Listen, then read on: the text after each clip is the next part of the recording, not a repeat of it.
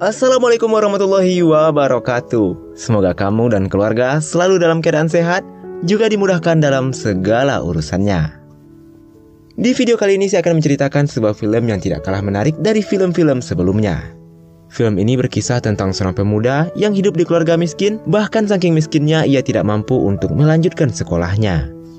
Tapi walaupun ia tidak sekolah, ia mempunyai cita-cita tinggi, yaitu menjadi seorang miliarder. Dan hingga akhirnya ia berhasil menjadi orang terkaya nomor 2 di negaranya. Nah, bagaimanakah perjuangannya? Kita langsung saja masuk ke ceritanya.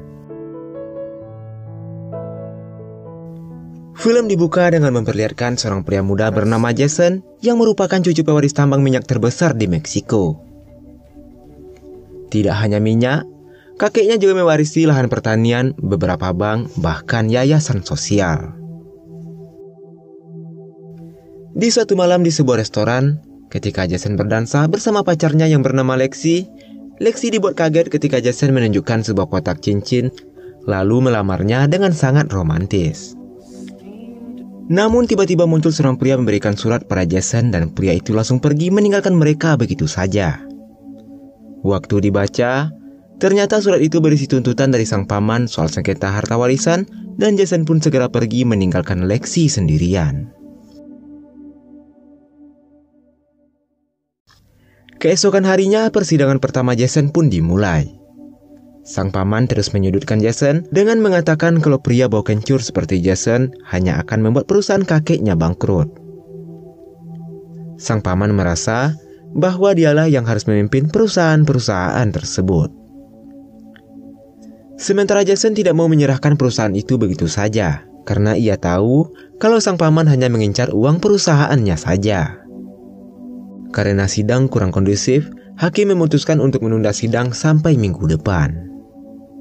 Keesokan harinya, Lexi pergi menemui Jason di kantornya untuk memberikan sebuah surat. Tapi Jason yang begitu sibuk dengan pekerjaannya dan tidak menghiraukan ucapan Lexi lalu pergi ke ruangan meeting. Malam harinya saat merapikan semua dokumen, Jason teringat dengan surat dari Lexi dan baru membacanya. Di surat tersebut, Lexi mengatakan kalau ia akan pergi ke Haiti untuk menjadi dokter relawan selama 6 bulan. Jason yang tidak tahu akan berbuat apa, dia pergi mendatangi pengacara keluarga mereka yang bernama Hamilton. Tidak hanya seorang pengacara, Hamilton juga bersahabat baik dengan kakek Jason. Jason menanyakan kenapa ia yang dipilih untuk menjadi pewaris perusahaan kakeknya. Kenapa bukan pamannya yang merupakan anak-anak dari kakeknya? Hamilton pun berdiri lalu mengambil sebuah buku yang merupakan jurnal dari sang kakek. Hamilton juga mengatakan hanya 3 orang yang tahu isi jurnal tersebut, yaitu kakeknya, neneknya, dan Hamilton. Meskipun kebingungan, Jason yang penasaran dengan isi jurnal tersebut kemudian mulai membacanya. Di buku itu tertulis kisah hidup kakeknya dari tahun 1941. Nama sang kakek adalah Red yang hidup dalam kemiskinan. Bahkan saking miskinnya ia berhenti sekolah dan harus bekerja demi memenuhi kebutuhan hidup keluarga mereka. Hingga pada suatu hari, ketika mengantar es batu, anak orang kaya menjahili Red sampai es batunya terjatuh. Di pinggir jalan waktu memungut es batu tanpa sengaja, ia melihat sebuah berita di koran tentang miliarder terkaya nomor 2 di dunia. Membaca berita itu membuat dirinya seperti mendapatkan sebuah motivasi. Ia bertekad suatu saat nanti ia akan menjadi seorang miliarder juga. Sesampainya di rumah, Red menyampaikan keinginannya pada sang ayah. Namun bukannya memberi semangat, tapi sang ayah malah berkata bahwa sampai kapanpun Red tidak akan menjadi orang kaya. Ucapan sang ayah membuat hati Red hancur, tapi ia tidak mau menyerah dan ia sangat yakin suatu saat nanti ia akan sukses dan menjadi seorang miliarder. Ia memutuskan untuk pergi merantau dan sebelum berangkat, ia berpamitan dan meminta restu dan doa kepada sang ibu. Keesokan harinya Red pergi ke sebuah stasiun dan berencana akan menjadi penumpang gelap karena ia tidak mampu membeli tiket kereta. Tapi saat akan naik ke atas kereta, ada seorang pria menarik dan menyuruhnya jangan berisik. Pria itu mengatakan sebelum masuk ke atas kereta, mereka harus menunggu sampai para petugas siap memeriksa semua gerbong. Setelah penjaga pergi, barulah mereka berdua berlari mengejar kereta api tersebut.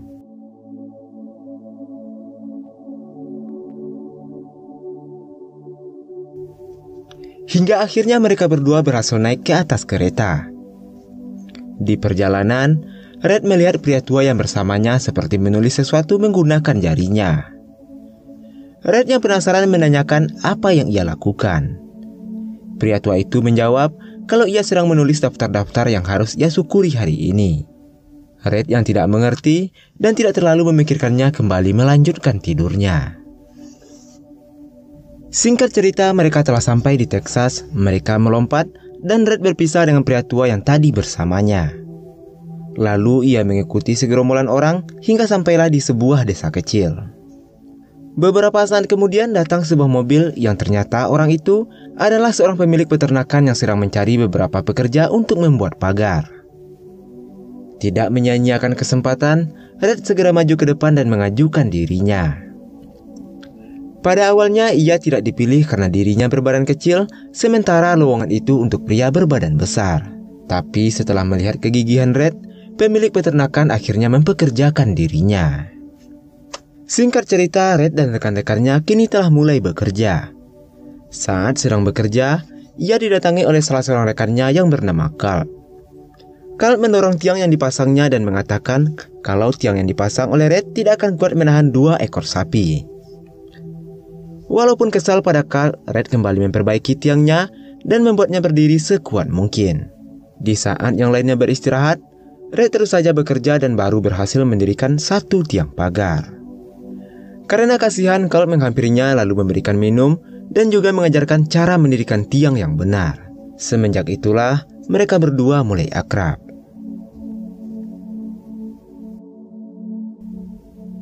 Di malam harinya, saat yang lainnya sibuk bermain judi, Red pergi menjumpai pemilik peternakan dan menanyakan apa rahasia agar kita bisa menjadi orang yang sukses. Sambil tersenyum, pemilik peternakan mengatakan kalau orang sukses biasanya menyelesaikan pekerjaannya dengan sempurna. Mendengar itu, membuat Red tertantang dan ia berjanji besok sebelum matahari terbenam, ia dan rekan-rekannya akan menyelesaikan pembangunan pagar yang sedang mereka kerjakan. Keesokan paginya, Red datang lebih awal dibandingkan pekerja lainnya. Rekan-rekannya merasa aneh dan menanyakan kenapa ia begitu rajin padahal mereka masih mempunyai waktu 2 hari lagi. Red mengatakan kalau mereka bukanlah pekerja harian, melainkan pekerja borongan. Bos membayar mereka setelah pekerjaan mereka siap, maka semakin cepat mereka menyelesaikan pekerjaan, semakin cepat pula mereka mendapatkan bayaran. Mendengar itu, mereka membagi tugas agar pekerjaan mereka semakin cepat selesai, sementara pemilik peternakan tersenyum dengan pemikiran Red yang berbeda dari rekan-rekannya. Sesuai janjinya, ia bersama rekan-rekannya berhasil menyelesaikan pekerjaan sebelum matahari terbenam. Dan pemilik peternakan memberikan bayaran lebih kepada Red atas kerja kerasnya. Keesokan harinya, ia mendatangi tempat pengiriman uang. Di sana, ia mengirimkan gaji pertamanya untuk biaya berobat ibunya. Lalu tidak berselang lama, pandangan Red tertuju pada ikat pinggang seorang pria. Red menanyakan apa rahasia di balik kesuksesannya sehingga ia bisa membeli barang yang mewah. Sambil tersenyum, pria itu mengatakan kalau ia adalah seorang pengusaha tambang minyak. Mendengar itu, Red juga termotivasi dan bercita-cita ingin menjadi seorang pengusaha tambang minyak. Di siang harinya ketika sedang berjalan-jalan, Red tanpa sengaja bertemu dengan seorang gadis cantik yang membuat dirinya tidak bisa mengalihkan perhatiannya. Ia pun mencoba berkenalan dan gadis itu bernama Hana. Melihat kepolosan Red yang salah tingkah ketika berkenalan, Hana menjadi tertarik lalu mengundangnya ke pesta dansa malam nantinya. Pada malam harinya, Red datang dengan pakaian terbaiknya. Tapi saat akan menghampiri Hana, tiba-tiba Carl datang dan menarik tangan Hana lalu mengajaknya berdansa. Karena kasihan, teman Hana mencomblangkan Red dengan gadis pujaan hatinya. Di saat mereka berdansa, Red semakin terpesona dengan kecantikan Hana. Begitupun dengan Hana yang terlihat mulai menyukai Red. Keesokan harinya sepulang sekolah, Hana bingung saat melihat Red sudah menunggunya. Red mengatakan kalau ia hanya ingin bertemu dengan Hana dan mengantarnya pulang. Lalu tiba-tiba salah seorang teman Hana menghina Red karena ia tidak bersekolah. Mendengar hinaan tersebut, Red berkata kalau ia adalah calon miliarder. Melihat kepercayaan diri Red, Hana lalu mengajaknya menemui kepala sekolah. Hana meminta agar Red bisa sekolah di sana dan memberikannya beasiswa. Namun sayangnya kepala sekolah menolak dan malah memberikan pekerjaan sebagai cleaning service di sekolah tersebut. Karena tidak terima direndahkan, Red meminta Hana untuk memberikan soal matematika. 56,679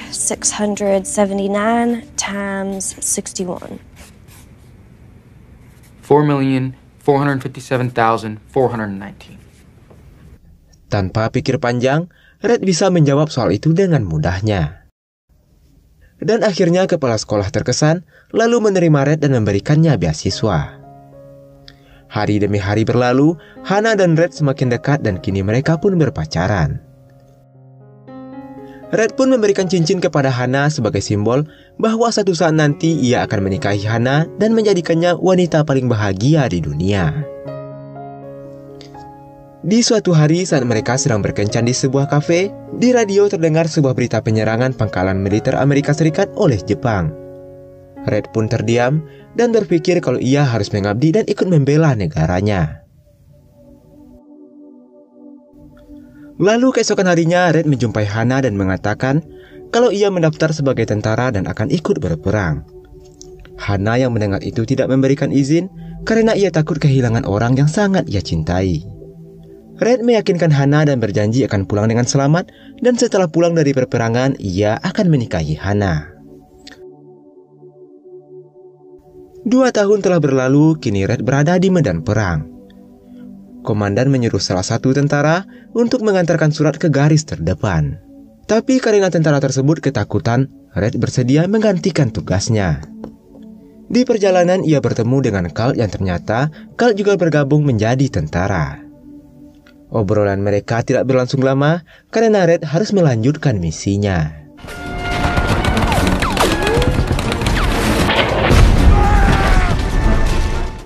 Tapi tiba-tiba Red terkena ledakan yang membuatnya terluka parah. Carl yang berada tidak jauh darinya segera berlari untuk menyelamatkan temannya. Singkat cerita, 10 tahun setelah Perang Dunia usai, Red yang kini sudah dewasa mencoba peruntungan dengan menjadi seorang penambang minyak. Tapi walaupun sudah 5 tahun mencoba, Red tidak kunjung menemukan sumber minyak. Bahkan dari itu dia telah melakukan pengeboran sedalam 35 meter dan juga tidak membuahkan hasil. Lalu di sore harinya Red pulang dengan wajah putus asa. Sekarang Red dan Hana telah menikah serta memiliki 4 orang anak. Istrinya mengeluhkan karena di pikiran Red hanya ada kerja dan minyak, sehingga dia tidak mempunyai waktu hanya sekedar untuk bermain dengan anaknya. Red terdiam, lalu mendatangi anaknya yang besar dan mengajaknya bermain. Anaknya menanyakan, kenapa ayah tidak mencoba mencari seorang ahli untuk mencari sumber minyak. Beberapa hari kemudian, Red kembali mencari sumber minyak dengan bantuan ahli seperti yang dikatakan oleh anaknya. Dengan bantuan seorang ahli geologi, akhirnya ia berhasil menemukan minyak setelah bertahun-tahun mencarinya. Red segera pulang untuk memberikan kabar bahagia pada istrinya, karena tinggal beberapa langkah lagi cita-citanya akan terwujud, yaitu menjadi seorang miliarder. Pada suatu hari saat sedang berdiskusi dengan asistennya, mereka didatangi oleh seorang pria. Pria itu mengatakan kalau tanah tempat Red menemukan minyak adalah tanahnya. Dan pria itu juga menuntut Red di pengadilan. Red pun mencari seorang pengacara untuk membantu menyelesaikan masalahnya. Singkat cerita, hari persidangan telah tiba. Pengacara yang disewa oleh Red yang bernama Hamilton dihina oleh pengacara penuntut karena Hamilton berkulit hitam. Mendengar hinaan lawannya, Hamilton kesal dan mengatakan kepada Red kalau ia bisa memenangkan persidangan tersebut bahkan sebelum hakim datang. Dengan percaya diri, Hamilton menjelaskan semua undang-undang dan pasal-pasal tentang pertambangan yang menyatakan Red lah pemilik tanah yang sah. Karena merasa akan kalah, mereka berdua pun pergi dari sana. Red yang kagum dengan kepintaran Hamilton lalu merekrutnya menjadi pengacara pribadinya. Beberapa tahun berlalu, perusahaan Red yang bernama Panhandle Oil semakin sukses. Sekarang Red berencana membeli tanah di samping tambangnya. Namun Hamilton mengatakan kalau pemilik tanah tidak mau menjual tanah tersebut. Lalu dengan kesal, Red menyuruh untuk mengatur pertemuannya dengan pemilik tanah. Malam harinya Red pulang ke rumah. Terlihat anak-anaknya kini telah tumbuh dewasa. Tapi saat baru duduk, anak-anaknya semua minta duit lalu pergi dari sana. Hana sebenarnya sudah lama memperhatikan semenjak kaya Red selalu memandang segala hal dari sudut pandang uang, termasuk dalam kasih sayang. Beberapa hari kemudian, Red dan Hamilton pergi menemui pemilik tanah yang bernama Kelton. Meski berkali-kali dibujuk, Kelton tetap menolak untuk menjual tanahnya. Saat akan keluar, Red dengan sombong tersenyum sambil menyuruhnya untuk menjual tanah tersebut. Karena ia tahu, Kelton kini sedang terlilit hutang yang sangat banyak. Red dan Hamilton menginap di hotel terdekat. Ia bertekad tidak akan pulang ke rumah sampai Kelton mau menjual tanahnya. Hari demi hari mereka terus menunggu kabar dari Kelton. Hingga saat malam Natal tiba, Hamilton menyarankan agar mereka pulang dan merayakan Natal bersama keluarga mereka. Tapi Red menolak lalu mempersilahkan Hamilton pulang untuk merayakan Natal bersama keluarganya. Sementara Red memilih tetap menunggu kabar, walaupun sebenarnya ia telah berjanji pada istrinya akan pulang sebelum Natal. Keesokan harinya Red didatangi oleh Kelton dan memutuskan untuk menjual tanahnya. Red menanyakan alasan apa yang akhirnya membuat Kelton menjual tanahnya. Kelton mengatakan ia teringat dengan dirinya yang dulu ketika melihat kegigihan Red dalam berusaha. Sore harinya di bandara, Red membaca sebuah koran yang memberitakan kalau kini ia masuk daftar miliarder Amerika Serikat. Betapa bahagianya Red. Dia teringat waktu muda dulu ketika ia melihat berita di koran yang menjadi motivasinya untuk menjadi seorang miliarder. Namun di tengah kegembiraannya, Red mendapat kabar kalau Hamilton mengalami kecelakaan parah dan kini sedang dirawat di rumah sakit. Mendengar kabar menyakitkan itu, Red segera pulang dan langsung menuju rumah sakit. Sesampainya di rumah sakit, Hana menjelaskan Hamilton mengalami kecelakaan parah dan kedua ginjalnya mengalami kehancuran. Dia divonis tidak akan hidup normal sampai mendapatkan donor ginjal. Hati Red begitu perih, ia hanya memandangi sahabat baiknya yang telah menemaninya sampai ia bisa sukses. Tiba-tiba Red terdiam ketika ia mengetahui kalau dirinya mempunyai golongan darah yang sama dengan Hamilton. Ia pun segera berlari mencari dokter dan ia akan mendonorkan satu ginjalnya untuk sahabat baiknya itu. Kejadian itu telah merubah cara pandang Red tentang arti sebuah kehidupan. Kini, tidak ada lagi kebanggaan menjadi miliarder di dalam dirinya. Dia sadar kalau selama ini ia terlalu berambisi mengejar kekayaan sampai menelantarkan keluarganya. Dan ia juga menyadari kalau dirinya salah dalam mendidik anak-anaknya yang kini menganggap uang adalah sumber kebahagiaan sama seperti dirinya. Walaupun sudah terlambat, Red tetap memiliki harapan kepada keempat anaknya. Red ingin anak-anaknya tahu kalau di dunia ini ada banyak hal yang lebih berharga daripada uang. Beberapa hari kemudian setelah Red pulang dari rumah sakit, ia mengumpulkan anak-anaknya lalu meminta maaf karena selama ini ia tidak memperhatikan mereka dan lebih fokus dengan pekerjaannya. Red pun memberikan amplop pada masing-masing anak yang berisi uang $10.000 dan menyuruh mereka untuk membantu orang lain dengan uang tersebut. Namun semua anaknya malah berniat untuk membelanjakan uang itu, dan hanya ada satu anak yang kembali memberikan uang itu dan mengatakan kalau ia akan menyumbangkan uang itu untuk yayasan amal. Mendengar ucapan anaknya, Red sangat bangga. Ia berniat saat ia telah meninggal nantinya, ia ingin mewariskan seluruh hartanya pada anaknya yang paling kecil untuk dikelola. Anak terakhir dari Red adalah ayah Jason. Karena ayahnya telah meninggal, maka Jasonlah yang diwasiatkan untuk melanjutkan bisnis sang kakek. Dari belakang, Hamilton datang memberitahu Jason kalau kakeknya berharap Jason bisa mewarisi sifat sang ayah yang tidak terlalu mengedepankan uang. Kakeknya juga tidak ingin Jason menjadi seperti dirinya dulu yang selalu sibuk mengejar uang hingga dia menelantarkan keluarganya. Dari kisah sang kakek, Jason mendapatkan pelajaran berharga. Ia memutuskan untuk menyusul Lexi ke Haiti. Ketika mereka bertemu, Jason langsung meminta maaf dan menyesali perbuatannya yang selalu mengabaikan Lexi dan mementingkan pekerjaannya. Lalu Jason memberikan cincin janji sama seperti kakeknya dulu dan menjadi simbol bahwa Jason akan menjadikan Lexi sebagai wanita paling bahagia di dunia. Beberapa minggu kemudian, Lexi dan Jason akhirnya menikah. Di momen kebahagiaan itu, Jason terlihat sedang menulis sesuatu. Lexi bertanya apa yang sedang ia tulis. Jason menjelaskan kalau ia sedang menulis Golden List, yaitu daftar hal yang harus ia syukuri pada hari ini.